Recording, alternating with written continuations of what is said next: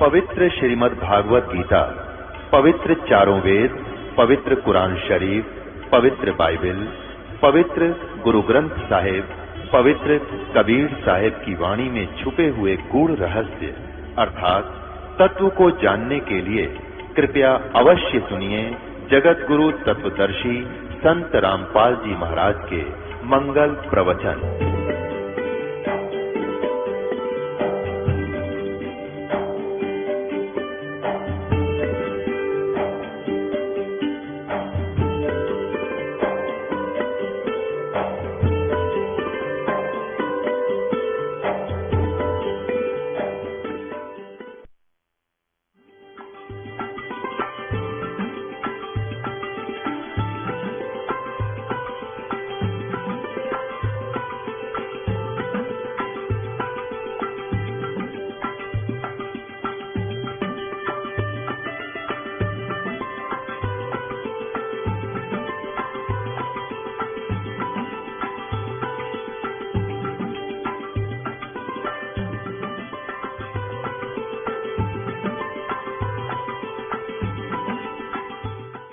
हमें वास्तविक उद्देश्य से दूर रखा हुआ है, अध्यात्म ज्ञान से हमें अपरिचित रखा हुआ है। केवल लोक वेद के आधार से हमें ज्ञान सुनाया गया है। ये काल प्रेरित ऋषि और महर्षियों के द्वारा ये काल स्वयं ही अपने तक ज्ञान को प्रचार करवाता है और इतना ही मार्ग हमें देता है कि हम इसके जाल में फंसे रहें, जन्म और मृत्यु के अरहट के कुएं में हम पड़े रहें। परमात्मा दयालु है, पूर्ण ब्रह्म है।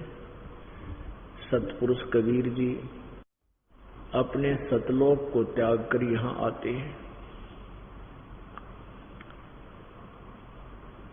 और हमें हमारे मूल ठिकाने का ज्ञान कराते हैं। वो क्या बताते हैं हमें यहाँ आकर के? हम काल के जाल में इतने भयंकर, इतने बुरी तरह फंस चुके होते हैं। हम इसी मृत्यु और जन्म के चक्कर को अंतिम मान बैठे होते हैं। परमेश्वर कबीर जी ने आके बताया कि तुम इस झूठे सुख को सुख मान बैठे हो, जो संतान, संपत्ति, ये कार और कोठी, तुम यहीं तक सीमित हो। झूठे सुख को सुख है ये मान रहा मनमोद, ये सकल सबीना काल का कुछ मुख में कुछ गोद। ये यहाँ पर सभी जितने भी प्राणी हैं ये सभी काल आहार है। 1 लाख मानव शरीरधारी प्राणियों को ये काल नित खाता है और 1.25 लाख की उत्पत्ति करता है। इसको श्राप लगा हुआ 1 लाख मानव शरीरधारी प्राणियों के आहार करने का। अब परमात्मा हमें इसके जाल को समझाते हुए कहते हैं कि तुम इस झूठे सुख को सुख है ये मान रहा मनमोद, ये सकल चबीना काल का कुछ मुख में कुछ गोद। बेटा जाया खुशी हुई बहुत बजाए थाल, ये तो आना जाना लगा हुआ है ज्यों कीड़ी का नाड़। हे भगवान, पुण्यात्मा जरा सी भी बुद्धि से काम लोगे, काल का जाल बिल्कुल समझ में आ जाएगा, बहुत ही शीघ्र आपके समझ में आ जाएगा। क्या बताते हैं कि जैसे पहले हम अभी तक भी बहुत यही बीमारी फंसी हुई है कि लड़की से ज्यादा हम लड़के को महत्व देते हैं कि अगर बेटा ना हुआ बेटी से 2 हो जा, बेटा सा नहीं बढ़ता। हमारे ये कसक रह जाती है कि बेटा तो होना चाहिए और बेटे 2 हो गए, बेटी बेशक ना हो, कोई दिक्कत नहीं। तो हमारा कहने का भाव ये है कि परमात्मा के इस ज्ञान से हमें समझ में आवेगा कि परमात्मा हमारा जो संयोग है वो देता है। बेटा हो चाहे बेटी, हमने कोई ऑब्जेक्शन नहीं होना चाहिए। लेकिन इन अज्ञानी ऋषि, महर्षि और गुरुओं ने के धारणा पैदा कर रखी थी कि जिसका बेटा नहीं है ना उसका मोक्ष नहीं हो सकता। इसलिए हम बेटा प्राप्ति के लिए हर प्रयत्न करते रहे और अब तक ये बीमारी लगी हुई है कि बेटी को गर्भ में ही मारने लग गए। ऐसा जुल्म हमने शुरू कर दिया। इसके कई कारण बन गए थे। एक तो हम अपने जाल में आप फंस गए। मुट्ठी भर लोग होते हैं जो पैसे वाले, वो सारी बकवाद न्यारी चलाया करें। ज्यादा दहेज देना कि तो मोटरसाइकिल देना कि तो पता नहीं के बकवाद। तो उस तरह का सिस्टम चल जाने से गरीब आदमी के लिए बेटी बोझ बन गई, क्योंकि दहेज देना पड़ा था। अब तो सरकार ने कानून भी बना दिया है, लेकिन कानून तो एक नाम मात्र का है, कैन मात्र का है, ऊपर नीचे सारा काम हो रहा है। लेकिन इस ज्ञान से, जो ये तत्व ज्ञान है, इससे आत्मा मान जाती है कि हमने किसी का पैसा लेना नहीं चाहिए, क्योंकि वो हमारे ऊपर कर्ज बन जाएगा और वो फिर हमने देना पड़ेगा। इस प्रकार तो लड़के को बहुत महत्व दिया करती थी पहले। अब हमने नहीं इस बात को सोचना भी नहीं है, परमात्मा कुछ भी दे। जब ये ज्ञान आपका समझ में आ जाएगा, आप बेटे और बेटी में कति अंतर नहीं समझोगे, बिल्कुल मन में भी नहीं आओगे आपके। और तभी यहां से पीछा छूटेगा, तभी हमारी टेंशन मिटेगी। अब राजा लोगों का लड़का होया करता, बैंड बाजे बजाया करते, खुशी मनाया करते, बधाई बांटा करते, मिठाई बांटा करते। अब गरीब आदमी भी रीस करने लग गया, नकल करने लग गया। अब उसका ब्योंत नहीं था कि मिठाई बांटे या बैंड बाजे बजवाओ, लड़का हो जाए तो वो थाली बजा लिया करते। थाली थाली ताली नहीं, थाली। जो थाली लेकर उसका डंडे मारा करते। तो आसपास पता लग जाता था कि उनके पुत्र वधू का बालक होने वाला था और लड़का हुआ है, थाली बाज गई। और मिठाई पहले थी, कोई ना गुड़ बांट दिया करते, एक एक डली सबका आसपास बांट आया करते थे गरीब आदमी। तो परमात्मा कहते हैं कि बेटा जाया खुशी हुई, बेटे ने जन्म लिया खुशी मनाई और खूब बजाए थाल। यो तो आना जाना लगा हुआ है ज्यों कीड़ी का नाल। जैसे 1 लाख व्यक्ति यहां से मृत्यु प्राप्त करके ऊपर जा रहे हैं एक ही रास्ते से, और 1.25 लाख वापस आ रहे जन्म पाने के लिए स्पीड खींच रहे हैं। तो परमात्मा कहते हैं जैसे कीड़ी के नाल देखा होगा, कीड़ी चीटियां कभी इधर भाग रही है, कुछ इधर भाग रही है, उनकी नो इधर आना जाना लगा हो। तो कहते ऐसे जन्म और मृत्यु का प्रतिदिन ये लाइन लग रही है। और तो क्या खुशी मना रहा है, बेटा हो गया, फूला नहीं समानता। एक व्यक्ति का लड़का हो गया, लड़के के दादाजी ने बड़ी खुशी मनानी चाहिए। वो लड़का भी 10-12 वर्ष के बाद हुआ था, उनका कोई और पुत्र था नहीं। तो उस जो उत्पन्न हुआ लड़का, उसके दादाजी ने आसपास के 10-12 गांवों को इकट्ठा किया, एक एक आदमी बुलाकर, और उनको खूब मिठाई खिलाई, घुटी सूटी पिलवाई। अगले वर्ष वो लड़का उस जन्मदिन से पहले मर लिया। जब तो खुशी बधाई बांटे थे, मिठाई बांटे थे, और फिर टक्कर मार कर रो रहा पूरा परिवार। तो नानक साहब जी कहते हैं कि ना जाने काल की कर डारे, किस भी ढड़ जा पासा वे, और जिना ते सिर ते मौत खुड़क दी उन्होंने केड़ा हासावे। कि ना जाने पल में ये काल के कर दे, के जुल्म के बिजली गिर दे। तो यहाँ के खुशी मनाओगे तुम? टाइम पास कर लो, अपनी भक्ति करो, पीछा छुटवाओ, चलो सतलोक में, जहाँ कभी जन्म मृत्यु नहीं होता, जहाँ बुढ़ापा नहीं है, किसी प्रकार की कोई टेंशन नहीं है, किसी वस्तु का कोई अभाव नहीं है। पुण्यात्माओं, आप यहाँ आते हो इस सतलोक आश्रम बरवाला में। यहाँ आने के बाद आपको ना तक नमक की चिंता, ना मिर्च की, ना सब्जी लेनी, ना किधर रोटी की व्यवस्था करनी, आटा लेना, और बिछे बिछाए मैट मिले, बनी बनाई रोटियां बना देती बहन बेटियां, सब्जी भंडारी बना दे। कितनी बार चाय पियो, कितनी बार रोटी खाओ, यहाँ आने के बाद आपने कोई टेंशन है कोई नहीं। ये तो रिहर्सल है उस भगवान के लोक की, कि वहां जाने के बाद आपको ऐसे सारी व्यवस्थाएं उस भरे पूरे लोक में हर तरह की सुविधा प्राप्त होगी। आपको वहां कुछ भी काम नहीं करना, परमात्मा की भक्ति वहां भी करनी, क्योंकि आत्मा परमात्मा के चिंतन बिना रह नहीं सकती। तो वहां जो साधना होती है वो बहुत ही अच्छी न्यारी होती है। सैर सपट्टे खूब करो, वहां हर तरह की मौज मस्ती है और कभी मृत्यु नहीं होती, कभी बुढ़ापा नहीं आता, किसी प्रकार का कोई रोग नहीं। वहां पर सारे सुख है। तो परमात्मा हमें याद दिलाते हैं कि झूठे सुख को सुख है ये मान रहा बनमोद, ये सकल चबीना काल का कुछ मुख में कुछ बोध।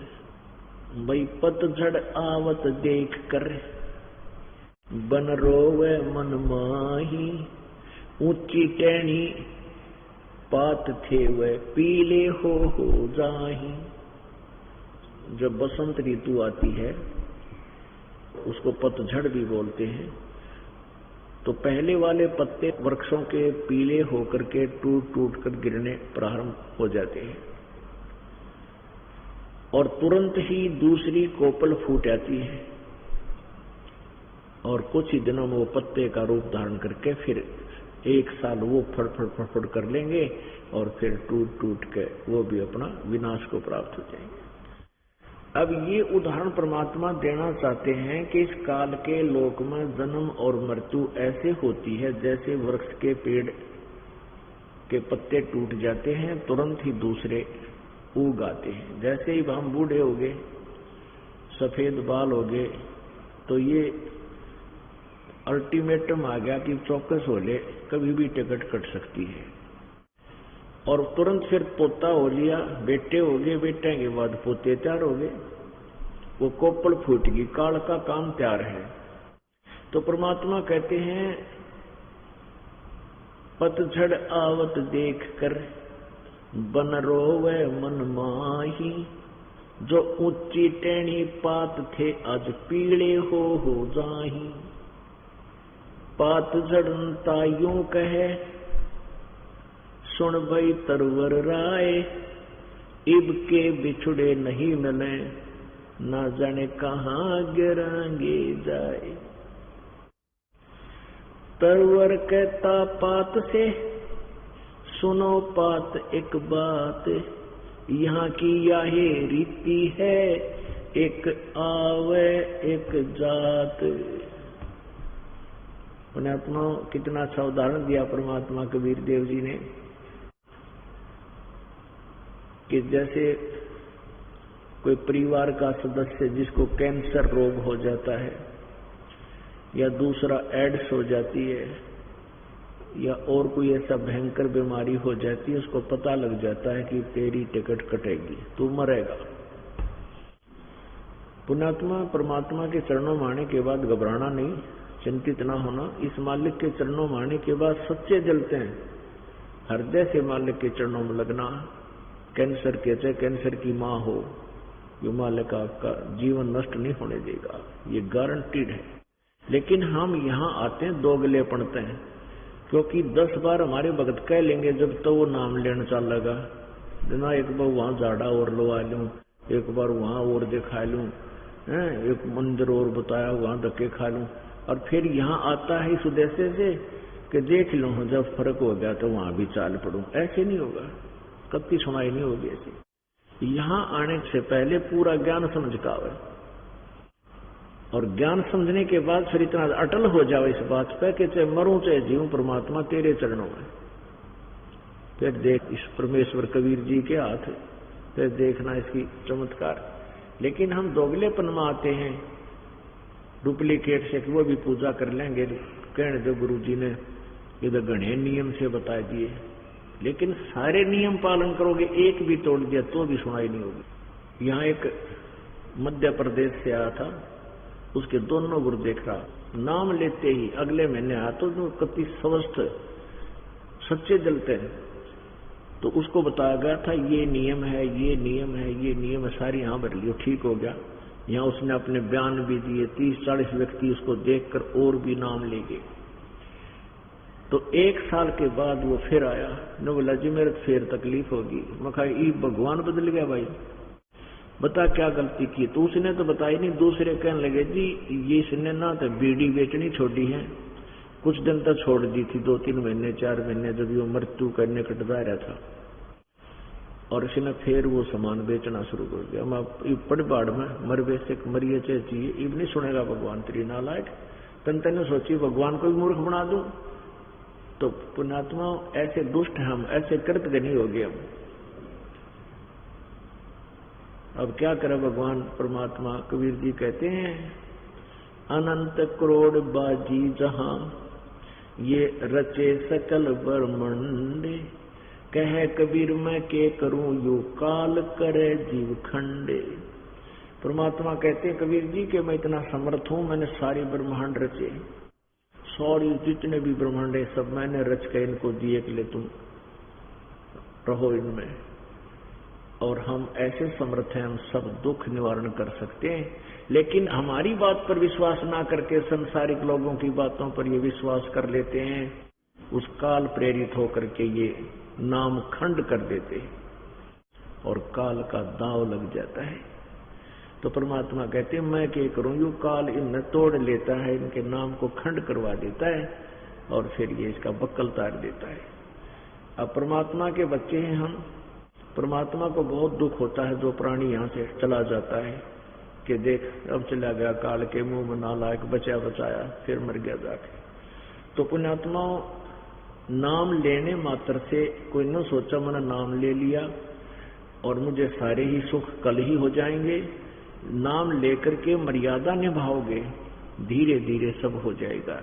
परमात्मा कहते हैं धीरे धीरे रे मना, धीरे सब कुछ हो, और माली सींचे 100 गड़ा, समय आए फल हो।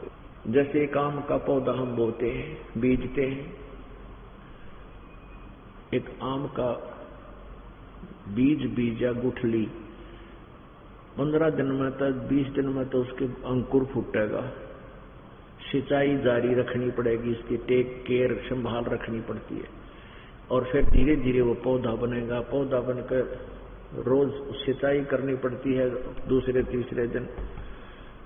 तो 10 वर्ष में जाकर के 10-12 वर्ष में आम का पेड़ बड़ा हुआ करता था। आजकल तो ये डुप्लीकेट से सिस्टम चला दिया, ये तो साल 6 महीना में इतना एक होकर लग जाए, उसको फड़ लगने, ये कोई वो चीज नहीं बनती पुराने हिसाब। फिर इसमें भी समय लगता है। कहने का भाव ये है कि जैसे एक पेड़ आम का बीज बोया, वो पेड़ बनने में 10 वर्ष लगे और 10 वर्ष के बाद देखना फिर उसके रंग, उसके लाभ देखना, इतने फल लगेंगे लदपद हो जाएगा। आप भी खा लोगे, पड़ोसी भी तोड़ ले जाएंगे, रिश्तेदारों का भी पहुंचा दोगे तो भी समाप्त हो। तो ये भक्ति रूपी आम का पेड़ ईव तुम बीज रहे हो, इसको समय दो, परमात्मा को सच्ची श्रद्धा से पूरी संभाल कर रखो, इस नाम को खंड मत होने दो। जैसे माता गर्भ को रखे यत्न बनाए, ठेस लगे तो छन्न होवे तेरी, ऐसे भक्ति जावे। अब जैसे किसी बहन बेटी को बड़ी मुश्किल से गर्भ रहा हो, यानी 2, 4, 5 वर्ष के बाद शादी के, फिर वो उस अपने गर्भ को, अपने बालक की कितनी चिंता करती है। रात्रि के अंदर भी जब करवट लेती है एकदम फड़क कर उठ जाती है कि जब मेरे बालक पर ठेस ना लगी हो और खराब ना हो जाए। ऊंचे नीचे में पैर रखते हुए भी ये डरती है कहीं बच्चा खराब ना हो जाए। और इतनी सावधानी जो माँ करती है तो बालक, वो बच्चा प्राप्त कर लेती है, वो लाल उसके हाथों में होता है। तो ऐसे ही परमात्मा कहते हैं जैसे माता गर्भ को रख यत्न बना और ठेस लगे तो क्षण हुआ तेरी, ऐसे भक्ति जा। जैसे ठेस लग जाए तो वो बालक खराब हो जाता है, ऐसे ही तेरी भक्ति खराब हो जाएगी यदि तूने लापरवाही कर दी है। अब क्या बताते हैं परमात्मा कि जैसे कोई बालक, कोई व्यक्ति मृत्यु को प्राप्त हो रहा है तो वो अपने आप कहता है, हे भगवान, अब पता नहीं कहाँ जन्म होगा, कहाँ जाएंगे, पता नहीं कहाँ ठिकाना होगा। तो उसको अन्य व्यक्ति समझदार बैठकर सांत्वना देते हैं, कहा करें भाई यहाँ तो सब ने मरना है, 1-2 दिन आगे पाछे सब ने मरना है, क्यों चिंता कर रहा है, तो सभी ने मरना है, सब ने जाना है। तो इस तरह वो सांत्वना देते हैं उसको। तो वैसे ही परमात्मा इस वृक्ष के उदाहरण के माध्यम से बताना चाहते हैं, भाई पात झड़नता यूं कहे, जैसे एक परिवार का सदस्य मरता हुआ कहा करे, सुन भई तरुवर राय, अब के बिछुड़े ना मिले, ना जाने कहाँ गिरांगे जाए। अब जैसे वो तरवर यानी पेड़ सांत्वना देता है उस पत्ते को, तरवर कहता पात से, सुनो पात एक बात, यहाँ की यही रीति है, एक आवे एक जाते। इस काल के लोक की ये परंपरा है, एक मर गया दूसरा जन्म ले रहा है, एक जा रहा है एक आ रहा है।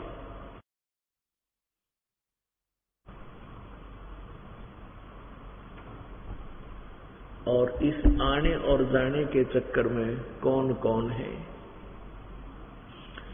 ये अरहट का कुआ लोई, या गढ़ बंजा है सब कोई, कीड़ी कुंजर और अवतारा, हरहट डोर बंधे कई बारा। ये चतुर्भुजी भगवान कहावे, हरहट डोर बंधे सब आवे। ये कोटिक करता फिरता देखा, हरहट डोर कहूं सुन लेखा। कहते हैं थारे चतुर्भुजी भगवान ब्रह्मा विष्णु महेश, ये भी इस रैट के चक्कर में, जन्म और मृत्यु के चक्कर में है। पुण्यात्माओं, शुरू में ये दास सत्संग करने लगा, जब ये परमात्मा की वाणी सुनाया करता तो मुझे न्यों लगा करता, ये श्रोता न्यों सोच रहे होंगे यू संत ना मेंटल है। और ब्रह्मा विष्णु महेश ने कहे चतुर्भुजी भगवान भी जन्म मृत्यु में आते हैं। मुझे महसूस होता था कि सोच रहे होंगे ऐसे, और ऐसा ही होता था। जो हमसे पूर्ण रूप से परिचित हो जाते थे वो तो बिल्कुल संतुष्ट थे। वो संतुष्ट किस आधार से थे कि उनके घर में सुख कर रखे थे परमात्मा ने, इसलिए वो निश्चिंत थे, गुरु जी जो कहें फाइनल है।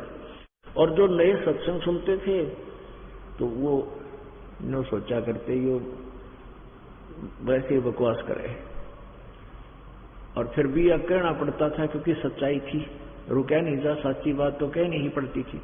अब परमात्मा ने दया करी, एक दिन अर्ज करी प्रभु से, परमेश्वर से दास ने, हे परमात्मा, जब तक आपके बच्चे इन सदग्रंथों में आपके द्वारा बताई गई सच्चाई को नहीं देख लेंगे, गीता जी, पुराण, वेद, तब तक परमात्मा ये समाज आपको पहचानने नहीं का।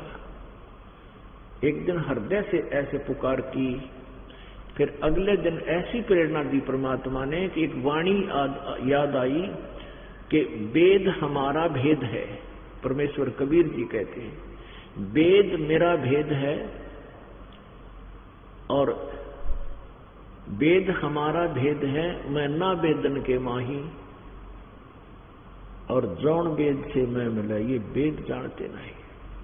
मन में ये आया कि वेद कबीर जी का भेद बता रहे हैं। परमात्मा कह रहे हैं वेदों में मेरी जानकारी है पूर्ण रूपेण, लेकिन मेरे पाने की विधि वेदों में वर्णित नहीं है, ब्रह्म तक की साधना ही वर्णित है, ओम नाम का जाप। और पूर्ण परमात्मा के पाने के लिए ऑप्शन छोड़ दिया कि उसको तो तत्वदर्शी संत बताएंगे, उनको ढूंढो।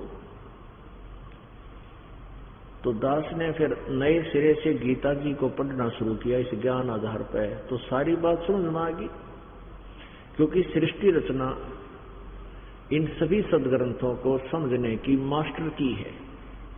और जब तक सृष्टि रचना आपका समझ में नहीं आएगी, आप इस तत्व ज्ञान को ग्रहण नहीं कर सकते और ना आप मान सकते इस बात को।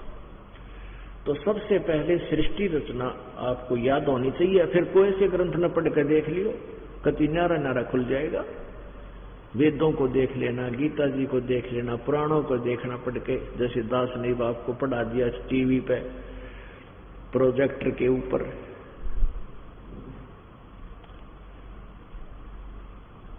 तो इस प्रकार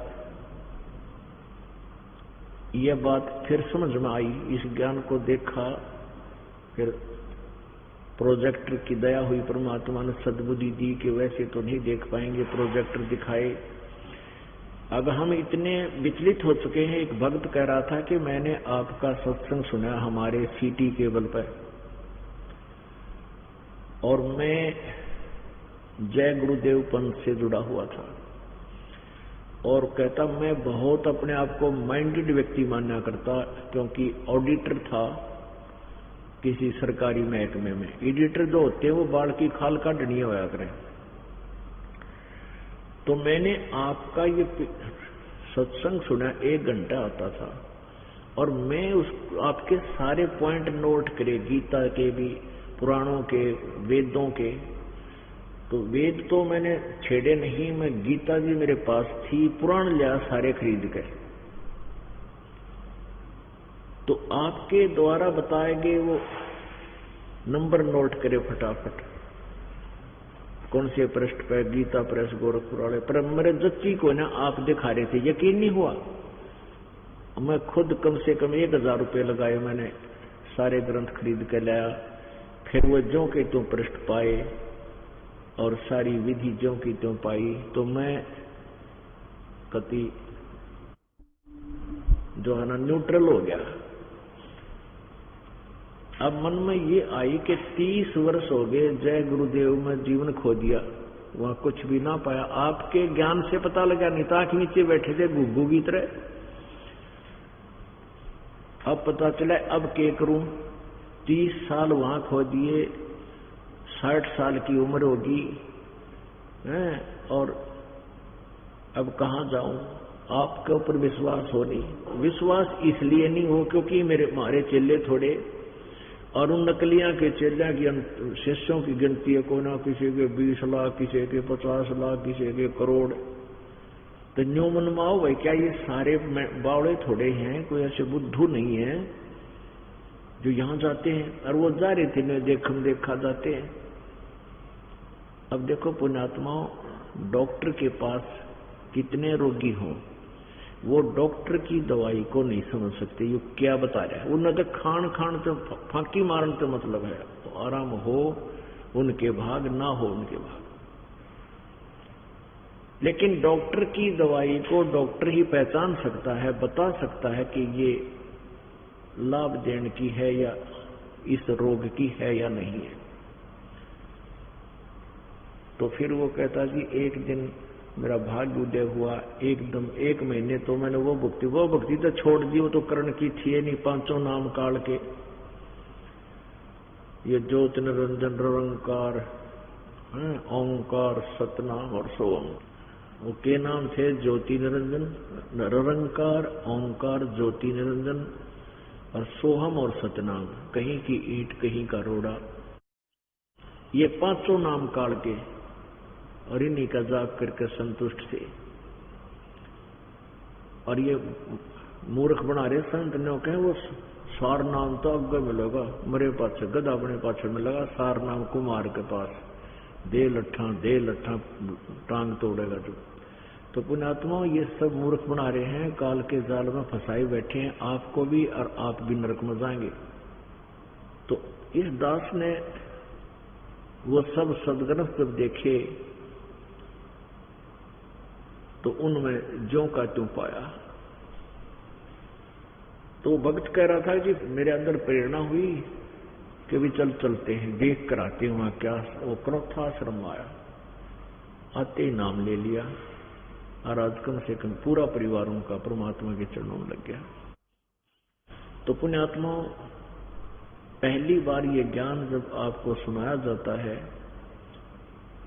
तो कभी मन मानता है, कभी नहीं मानता है।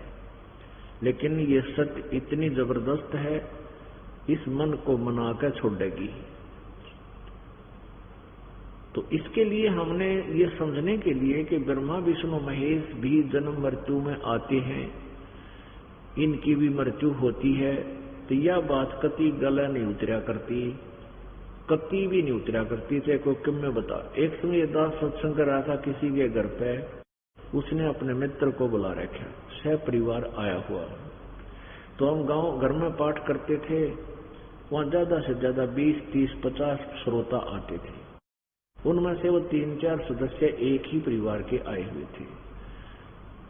तो सत्संग के बाद उसने प्रश्न किया, तो उसका मित्र आ रहा था, कहने लगा महाराज जी आपने जो ये बात बताई है ब्रह्मा विष्णु महेश के बारे में कि ये नासवान है, इनकी भक्ति से लाभ नहीं होता,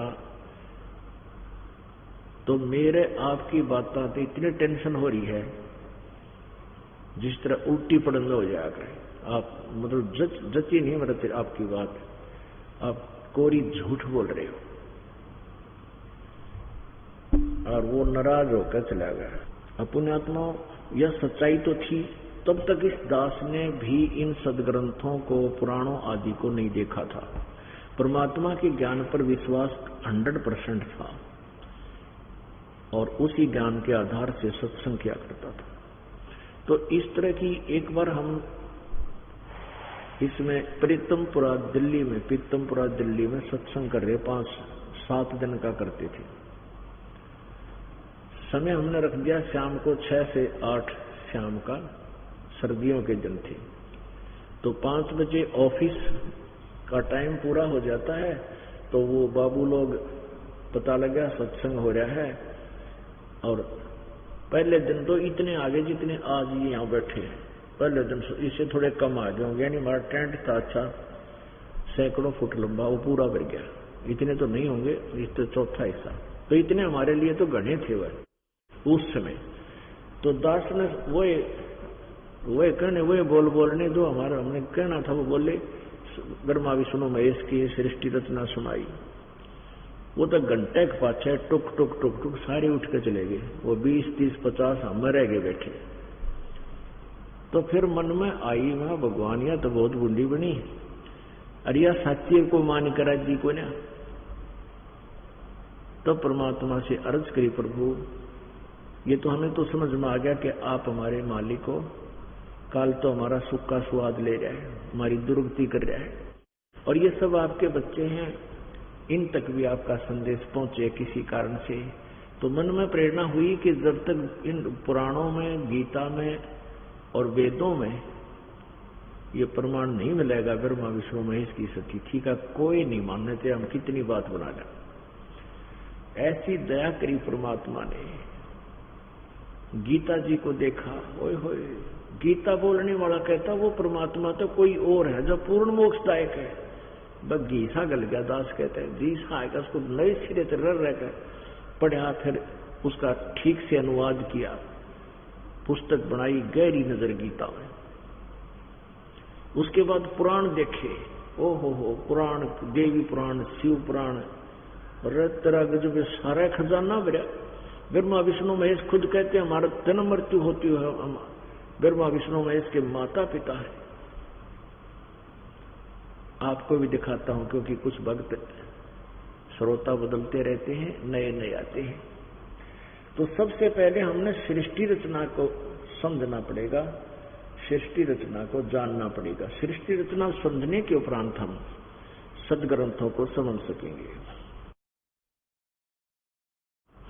कबीर परमेश्वर जी ने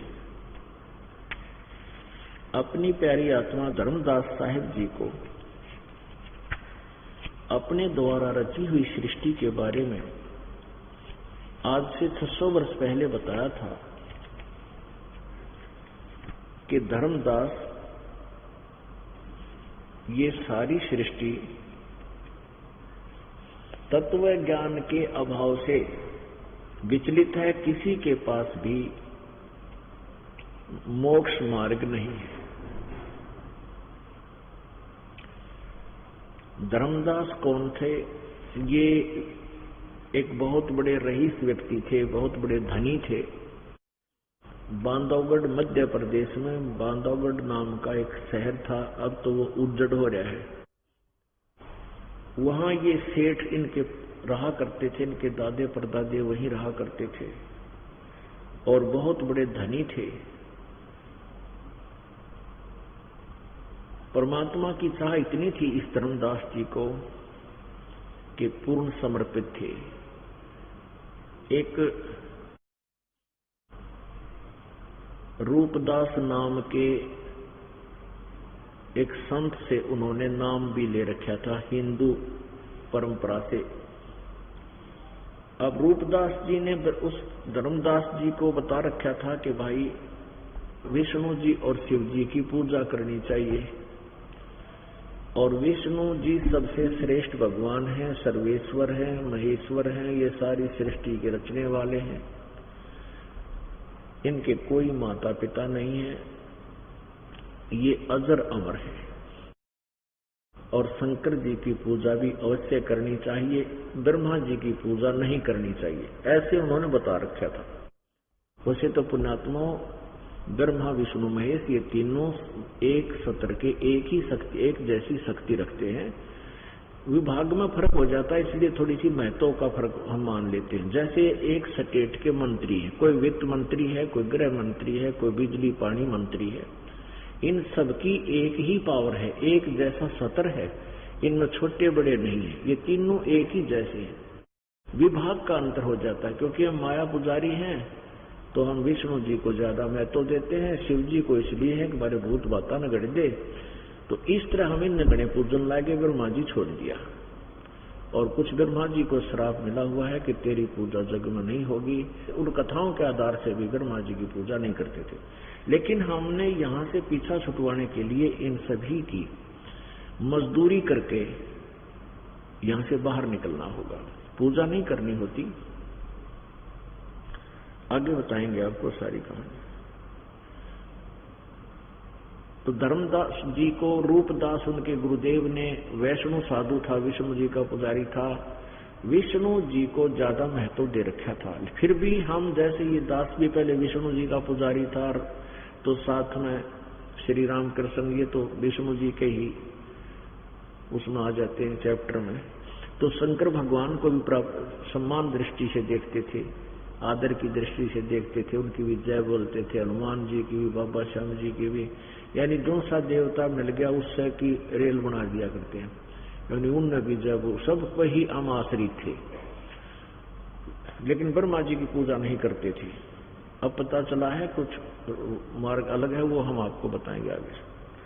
तो कहने का भाव ये है कि रूपदास जी ने उस धर्मदास प्यारी आत्मा जो भगवान को चाहने वाली थी, उसको ये बता रखा था कि भी 68 तीर्थ में स्नान कर ले, और वहां जाने से तू तो पैसे वाला व्यक्ति है और तेरा कल्याण हो जाएगा। गीता जी का पाठ किया कर, डेली एक अध्याय को जितना पढ़ सके डेली पढ़ो।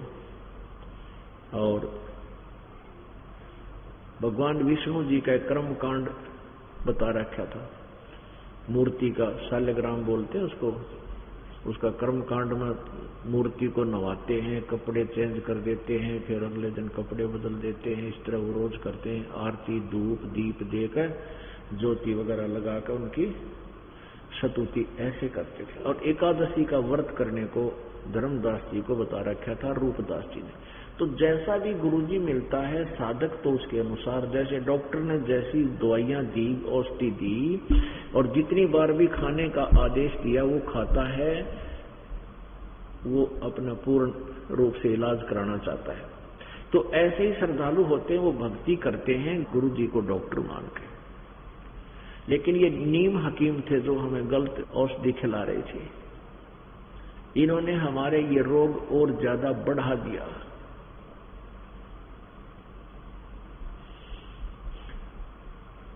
तो पुण्यात्मा, एक दिन धर्मदास जी अपने गुरुदेव रूपदास जी के आदेश अनुसार 68 तीर्थ करता हुआ, 68 तीर्थों पर भ्रमण करता हुआ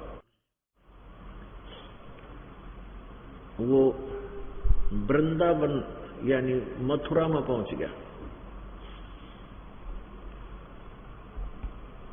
और वहां उसने क्या किया, धर्मदास जी ने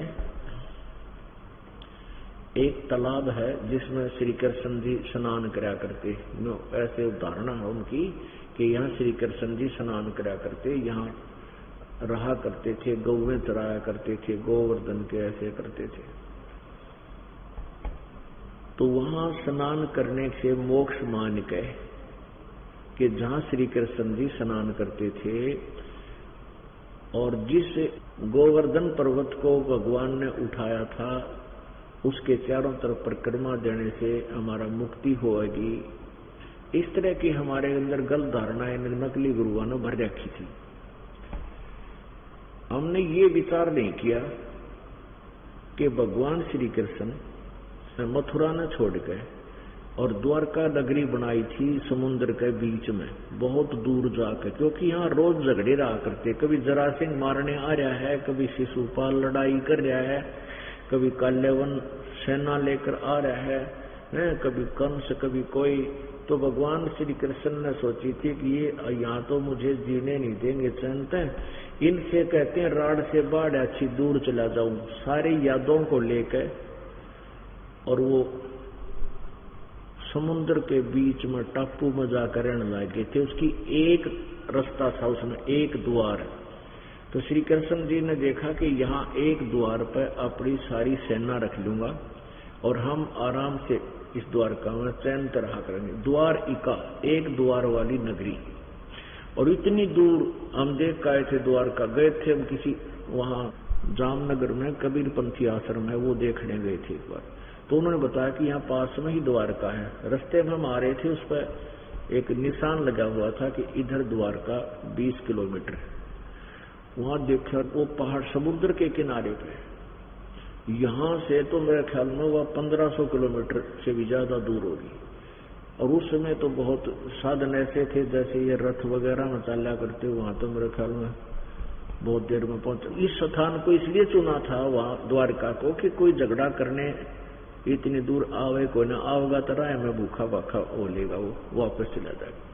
अब तुम जिसको कृष्ण जी को भगवान मान रहे हो और जहां वो घूमया करता है उसने तुम मोक्ष स्थान मान रहे हो, वो तो उस मोक्ष स्थान ने मथुरा ने त्याग के, वृंदावन ने छोड़ के और वहां गया था, द्वारका में टाइम पास कराया। वह भी अकल काम ना करी, जब भगवान ने इसने छोड़ गया तो उड़े के रह गए। लेकिन हमारे को इतना गलत ज्ञान में रंगा हुआ है कि हम सोच भी नहीं सकते इतनी दूर की। अब धर्मदास जी ने क्या किया, उस तालाब में नहाया, स्नान किया उस जोड़ में जिसमें नरे कीड़े मकोड़े तलने जीव जंतु, और स्नान करके यूं मसल के नहाया। उस समय तो लोटा भर लिया एक पानी का, जल का। भगवान की वह मूर्ति नवाई, कपड़े बदले, धूप दीप लाकर लगा गीता जी का पाठ करना। आपने कल भी वेदों में देखा था, आज फिर दिखाना पड़ेगा, क्योंकि पुण्यात्माओं वेद एक ऐसा एथेंटिक ग्रंथ मानते हैं हम, विशेषकर हिंदू समाज, कि इनमें जो लिख रखा है वो नो सोच लो रजिस्ट्री हो जाया कर, पक्का काम है। इसके अंदर जो लिखा है फिर उसमें कोई डाउट नहीं। तो इसलिए हम परमात्मा को समझ पाएंगे कि ये कबीर इज गॉड, और परमात्मा ऐसी लीला करता है जो उसकी महिमा वेदों में लिखी है। तो वो लीला कबीर जी के अतिरिक्त किसी ने नहीं कर रखी, सबकी इतिहास दास ने पढ़ रखी है, आपने भी पता है। परमेश्वर ने अपनी वाणी में लिखा है, गोता मारू स्वर्ग में और जा बैठूं पाताल, कहे कबीर ढूंढता फिरूं अपने हीरे माणिक लाले। परमात्मा अपने बारे में स्वयं ही बता रहे हैं कि मैं गोता मारूं स्वर्ग में, यानी स्वर्ग में पहुंच जाता हूं 1 सेकंड में, और फिर कभी पाताल में पहुंच जाता हूं, कभी इस मृत लोक पर आ जाता हूं। किस लिए? अपनी उन अच्छी आत्माओं को ढूंढने के लिए, अपनी प्यारी आत्माओं को खोजने के लिए, जो काल में इधर उधर फैला दी, फेंक दी है, इस संसार में पता नहीं कहां पैदा कर रखी है। उनको ढूंढता हूं, उनको मिलकर फिर परमात्मा यथार्थ ज्ञान बताता है। आज आपको वो वेद फिर दिखलाते हैं। पुण्यात्मा, जिस प्रकार आप जी खाना खाते हो डेली और सुबह खाना छक के खा लिया पेट भर के और शाम में फिर भूख लगी तो आप स्वस्थ हैं, और शाम को आपने रोटी दिखेंगी नो लगे को ना ये तो अच्छी सी नहीं लगती, रुचि नहीं बनी तो समझो बीमार हो लिए। आपका कोई गड़बड़ है शरीर में, या तो बदहजमी होगी या कोई बुखार आने वाला है। तो पुण्यात्माओं कहते हैं तुलसी पिछले पाप से हरिचर्चा ना भावे, और जैसे जबर के बेग ते भूख विदा हो जाए। जिस प्रकार किसी को मलेरिया जबर हो जाता है तो उसको रोटी कड़वी लग गया करे, कड़वी लगती है रोटियां, सेब संतरे काजू किशमिश भी जीभ पर रखेगा, मनुखा दाख भी का मुझे अच्छी नहीं लगती क्योंकि कड़वी लगती है और वो मीठी होती है। तो बुखार ने उसके शरीर की व्यवस्था इतनी बिगाड़ दी, इतनी खराब कर दी कि मीठी वस्तु भी कड़वी लग गए। उसका ट्रीटमेंट क्या है कि मलेरिया को समाप्त करने के लिए कड़वी कुनीन ही खानी पड़ेगी और ना चाहते भी खानी पड़ेगी। तो कड़वी कुनीन खा के फिर वो बुखार उतर जाएगा। फिर वो सूखी रोटी भी बड़ी रुचि से खाता है। तो पुण्यात्मा, जो प्राणी ज्यादा पापों से ग्रस्त है उसकी आत्मा पर पापों का इतना जबरदस्त प्रभाव बुखार बन गया है कि उसने राम नाम की चर्चा कति कड़वी लागन लग जाती है। उसका ट्रीटमेंट क्या है कि ना चाहते हुए भी राम नाम की चर्चा सुननी चाहिए। ये कुनीन का काम भी ये चर्चा ही करेगी, परमात्मा का सत्संग उसकी महिमा करेगी। फिर धीरे धीरे आपका, क्योंकि कुछ ऐसे परमात्मा की वाणी से कुछ पाप आपके वाणी से नरम होते हैं, खत्म होते हैं, इस सत्संग से समाप्त होते हैं। फिर आपकी अगर बुखार उतर जाता है, पाप कर्मों का दबाव हट जाता है, तो फिर आपको सत्संग की रुचि बढ़ती है। पहले तो आप 10 मिनट भी सत्संग नहीं सुन सकते थे, और फिर आपका 2-2 घंटे सत्संग सुनकर भी रुचि बनी रहती है, शायद आगे और कुछ बताओ मालिक की चर्चा। तो जैसे स्वस्थ व्यक्ति होता है, 4-5 रोटी खा के फिर भी नहीं सोचे एक और खा ली, पर छोड़ना पड़ेगा भाई ना, फिर पेट घना भर गया कदे दिक्कत हो जा। तो ऐसे आपकी स्थिति आ जाएगी। 2 घंटे सत्संग तो आपने ऐसा लगेगा जैसे 1 मिनट में गया। और सुनाओ थोड़ी सी, तो समझो आपके पाप खत्म हो गए, आपका बुखार उतर गया वो पापों का, रुचि आपको बढ़ेगी। तो इसी प्रकार पुण्यात्मा, फिर कभी जब सत्संग सुनते हो किसी कारण से, आप ये सोच बैठते हो कि कल भी गुरुजी ने ये विचार दिए थे, आज फिर वही सुना रहे हैं, ऐसे मन में आ गई तो भी आप समझ लेना कोई पाप दबाव दे रहा है। यानी रुचि नहीं बननी चाहिए। मालिक की चर्चा 100 बार सुने, लाख बार सुने, उतनी प्यारी लगे जैसे आहार सुबह भी खाया था, शाम को फिर उतना ही रुचिकर हो, तो आप सोचते नहीं तो बात बिगड़ गई। तो उसके लिए क्या है कि न चाहते हुए भी जो फांकी गोली कड़वियों की मारनी पड़ती है, तो वैसे फांकी सुनो। तो इसलिए अरुचि वैसे तो होनी नहीं चाहिए, एक आधा नया भक्त आता हो भी जाती है तो अवश्य इसको फिर रह कर सुने, और फिर देखना कितना आनंद आएगा। इस दास ने 16 वर्ष हो गए ये कथा सुनाते रहे, और जितनी बार भी सुनाता हूं ना घीसा गल है अंदर, इतना आनंद आता है परमात्मा का। आपका तो मैंने बेरा को नहीं, पर जितनी बार दास ये चर्चा वैसे भी करता है या कभी कोई शब्द गुनगुनाता है मालिक का, ने कलेजा भर भर का आता है ये ज्ञान। और हमने कभी सपना में भी ना था, जो आज भगवान ने हमारा बौछार ला दी, ढेर लगा दिया। सबसे पहले हमने भगवान पहचानना आवश्यक है।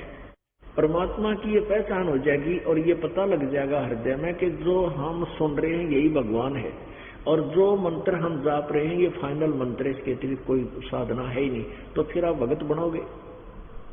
गीता जी अध्याय नंबर 2 के श्लोक नंबर 53 में कहा कि अर्जुन, जब तेरी बुद्धि ये भिन्न भिन्न प्रकार के भ्रमित करने वाले वचनों से हटकर और एक तत्व ज्ञान पर रुक जाएगी, तब तक तू योग को प्राप्त होगा, अर्थात तब तक तू भगत बनेगा, तब तक तेरी भक्ति प्रारंभ होगी। नहीं तो कोई डगमग कर देगा। अंडोला बना रखा हमारा, कोई कहता ये मंत्र कर लो, कोई कहता ये मंत्र कर लो, कोई कहता ऊपर न टांग नीचे न सर करके भक्ति कर लो।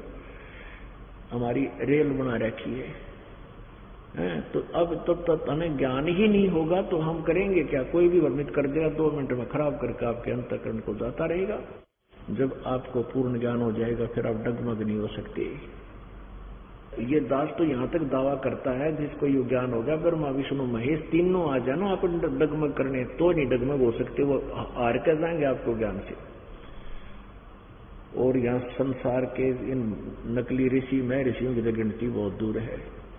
तो आपको ऐसे रंग में रंगना चाहता है ये दास, रह रह कर ये ज्ञान सुना के।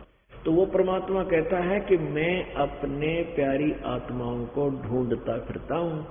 एक पल में स्वर्ग में होता हूँ और दूसरे क्षण में मैं पाताल में और तीसरे क्षण में मैं यहाँ पृथ्वी पर आ जाता हूँ। पहुंचूंगा छिन एक में, छिन इतना ये समझो, ये है ये क्षण, यानी सेकंड का भी 20वां हिस्सा। इतनी स्पीड से परमात्मा आता। अब इसी का समर्थन वेद करेंगे तो फिर हमारे हृदय में यह बात समा जाएगी कि सचमुच कबीर भगवान है, जिसकी वेद गुणगान करें। और जिन परमात्मा को आंखों देखा उनकी वाणी प्रमाण दे रही है, उनके एफिडेविट हैं उन महापुरुषों के, उन अच्छी आत्माओं को जिनको परमात्मा मिला, साक्षात्कार हुआ, जिनको सतलोक के दर्शन करवाए। वो परमात्मा कहाँ रहता है? ऊपर सतलोक में रहता है, उस मुक्ति धाम में रहता है। आपको कल भी रात्रि में दिखाया था।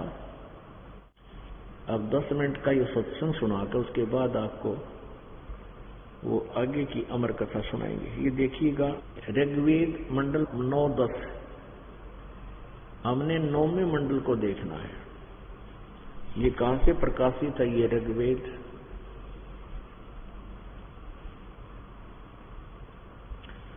प्रकाशक हैं सार्वदेशिक आर्य प्रतिनिधि सभा, महर्षि दानंद भवन, रामलीला मैदान, नई दिल्ली। महर्षि दानंद सरस्वती कृत। मुद्रक है Prince offset printers, 1510, Pataudi house, Daryaganj, नई दिल्ली। ये वैसे इस दानंद का अनुवादित नहीं है, इन्होंने गलत फीत ला रखी है क्योंकि ये बिक जाया करता है इसके नाम से। फिर भी हम इतने चक्कर में ना पड़े, हम अपना उद्देश्य लेते हैं। ये देखिएगा ऋग्वेद मंडल नंबर 9, सूक्त नंबर 96। हम इसमें आपको बहुत संक्षिप्त में जो बताएंगे। अब 16वें मंत्र में ऋग्वेद मंडल नंबर 9, सूक्त नंबर 96 के मंत्र नंबर 16 में ये वेद ज्ञानदाता ब्रह्म है। ये कह रहा है कि हे परमात्मन, हे पूर्ण परमात्मा, सर्वोपरि रहस्य श्रेष्ठ जो तुम्हारी संज्ञा है उसका ज्ञान कराएं। अभी ना अनुवाद में थोड़ी गड़बड़ कर रखी, यहाँ स्पष्ट है नाम, संस्कृत में नाम है।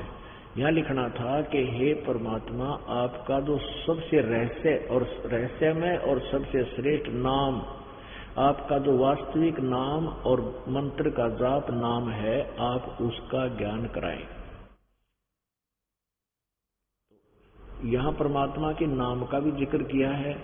शिशु जगानम हरियंतम मर्जंती शुभंती वहीन मरुतो गणेन, कबीर गिरभी कावेना, कबीर संत सोम पवित्र अत्यति रेभन।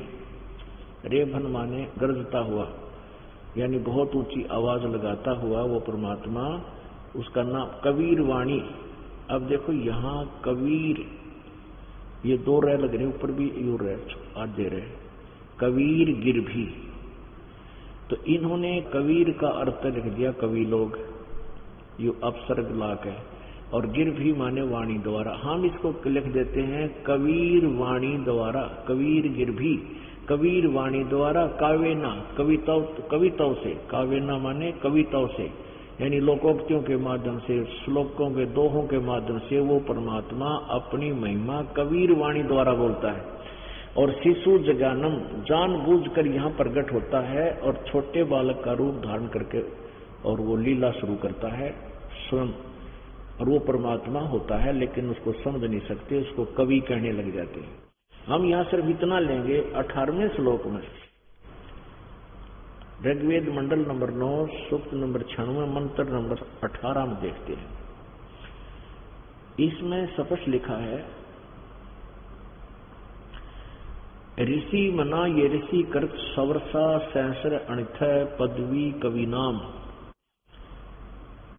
तृतीयम धाम महिष शिष संत सोम विराजम अनुराजती सतुप।